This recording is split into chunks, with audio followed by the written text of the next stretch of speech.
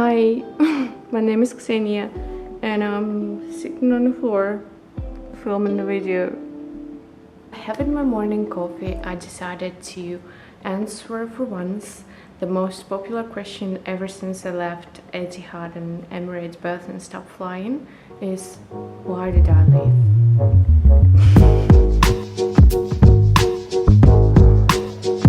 So only those can ask that question who has never been crew before, or who has never been crew for Emirates or Etihad or Qatar, any Middle East airline.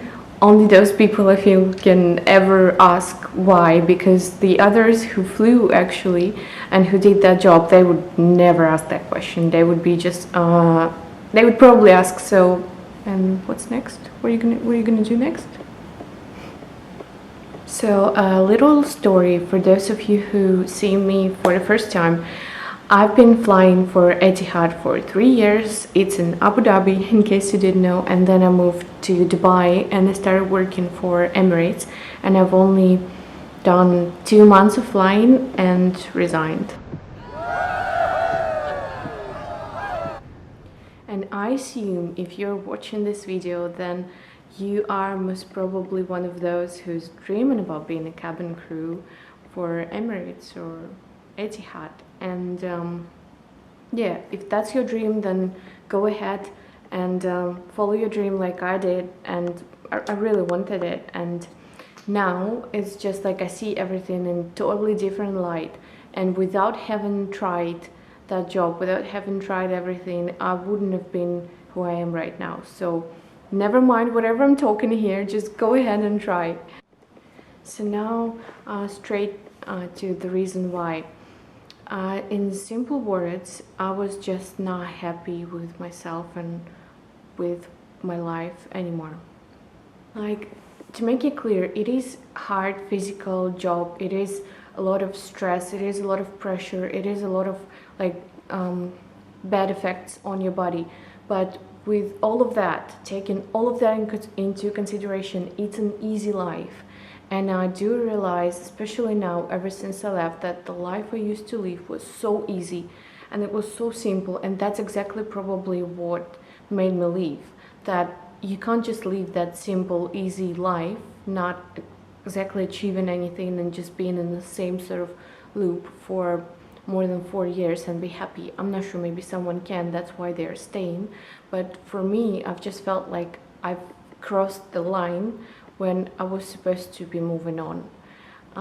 It actually started when I finished 3 years contract. So I would say for those of you who are thinking about only 3 years contract, just focus on it and actually do only 3 years contract, because when you move and start working, like make another contract after 3 years, that's when all the bad things and all the complications start, because that's not initially. Actually, I came only for 1 year and I thought, okay, I'm just gonna see the world, I'm just gonna see the destinations I want to see, and that is it, and I'm gonna leave in a year. And I did 4 years, and obviously I feel like I've lost a lot of experience as a professional, like in my career and everything. I'm not saying it is not a career to be a cabin crew, maybe for someone it is, but if you want something more in your life, if you feel like you're a creative person or you want to achieve something and it's not the money that you're chasing after, because obviously this job gives you opportunity to make some money.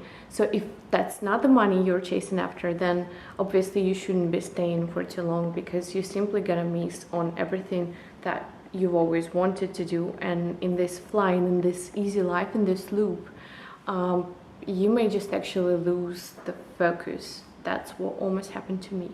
It started when I've decided to leave Etihad.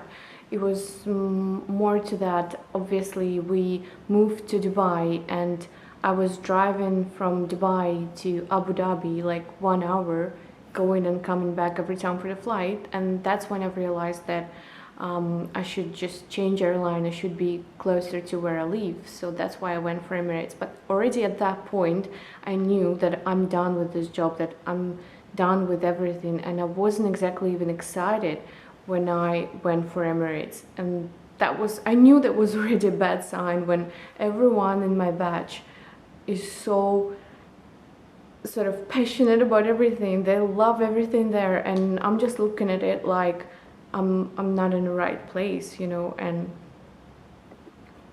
that was the beginning of the end. So then when I started flying, I did my first 5 or 6 flights with Emirates, and I used to take traveling already at the end of my flying with Etihad. I used to be very passive, and I wouldn't go anywhere out of my hotel room, unlike before when I just started. So I was just literally sitting in my hotel, hating that hotel, because that's not where I wanted to be. I wanted to be with people who I love, back home in my bed. I don't want to be in any hotel, God knows where in the world. And then when I started flying for Emirates, everything just doubled.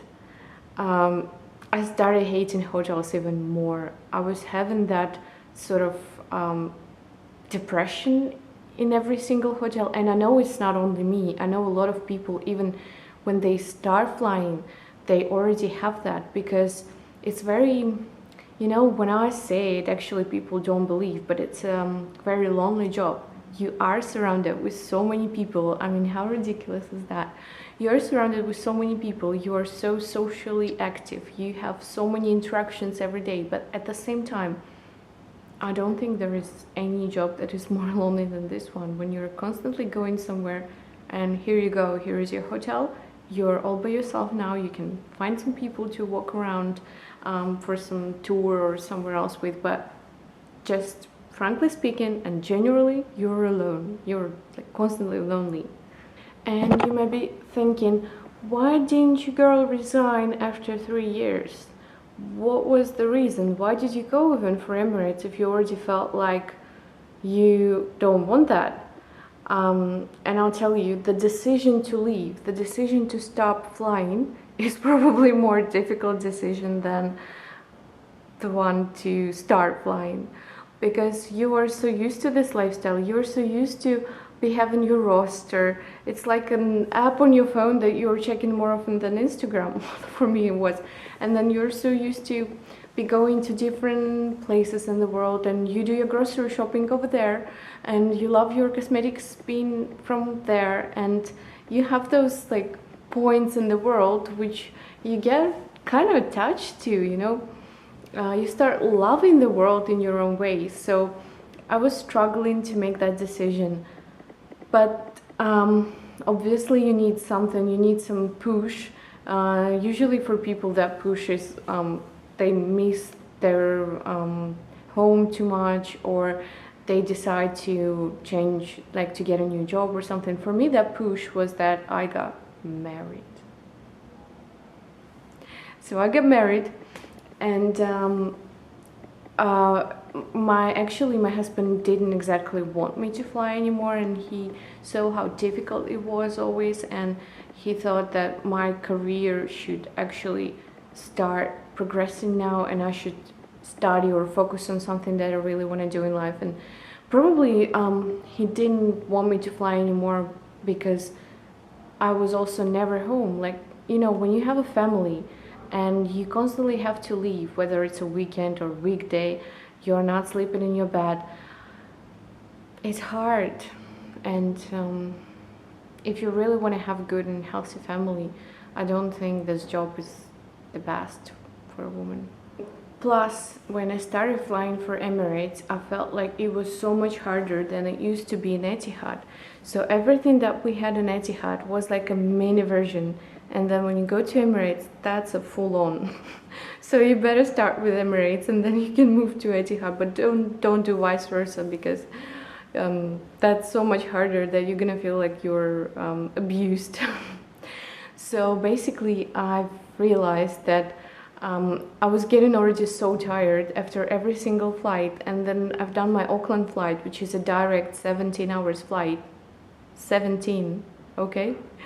And I came back home and I was crying because of how tired I was, how my back was in terrible pain. And obviously everyone saw that, and just even my mom, like everyone said that it cannot continue like that, that I need to stop flying and to start like to settle down. Because I was on probation still, I was given just 7 days notice. It's super quick. I didn't even realize. So I was in Moscow when I sent an email to my manager, and then in about 1 day I already had my last day of service. I was supposed to go to the uniform store and give away my uniform and everything, and I felt so emotional actually. It's like you're given 4 years of your life up. And thank God the good lady, okay, I shouldn't probably be saying that. All right, I've got ahead. And from Etihad, I have that scarf, which we used to wear on the Formula One. It's like a special Formula One scarf. Super beautiful. So that's like my little memories. By the way, Etihad uniform is like the best ever. Even when I went to work for Emirates, everyone was like, "Oh, you're from Etihad. Uniform is beautiful." Even though the hat is obviously the most recognizable hat in the world, and I remember when we were walking through the airport with Emirates, everyone was taking pictures looking, and that hat just makes a wow impression. Like Etihad, obviously it's stylish, but nobody was really like that impressed. I got also that little doll. I bought it in Bangkok.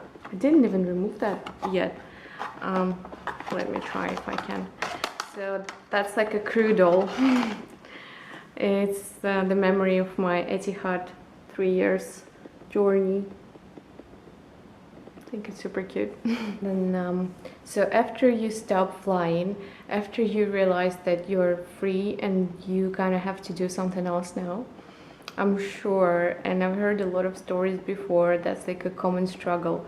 So first you take a few months to sort of just rest, to realize that you are not going anywhere anymore, because when you're constantly running around the world, when you're constantly on the go, when your bag is always packed for 4 years, then and you suddenly stop,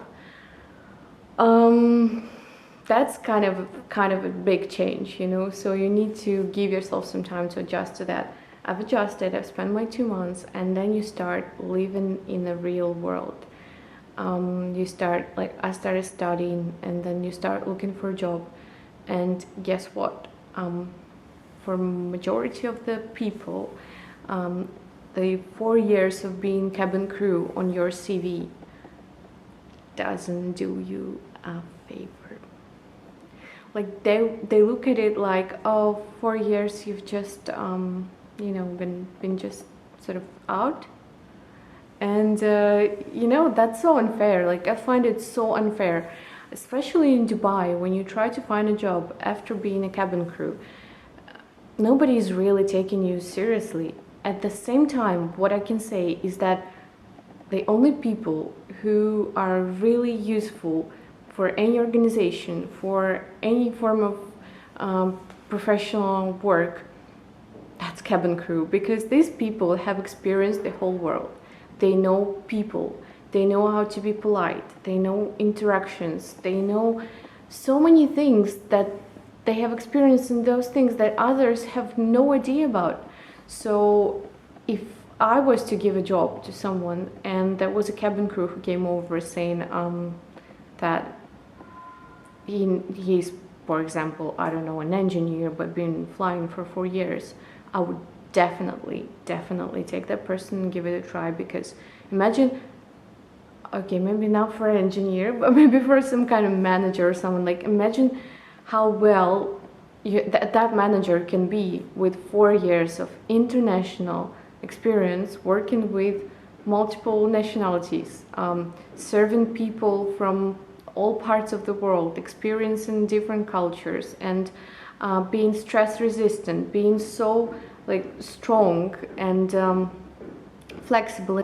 To sum it up, I would say that this job is amazing, and if you really want to do that, just go ahead and give it a try.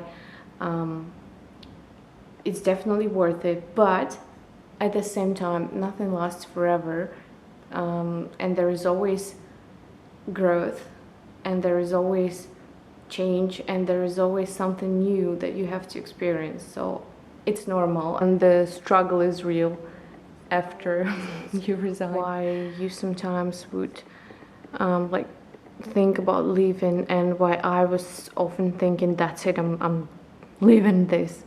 It's some restrictions that you have while doing this job. Like me, for example, I really wanted to put Invisaligns, at least, like some kind of braces on my teeth, because I really want them to be straight. And I couldn't do that while I was working because it was not allowed.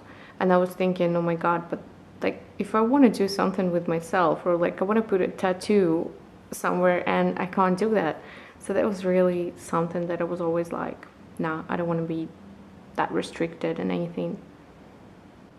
And also sometimes you would have some people, some customers who are so rude, so kind of disrespectful, and like they're treating you really bad, and you really want to just say, you know what, and that's it, and just wave goodbye.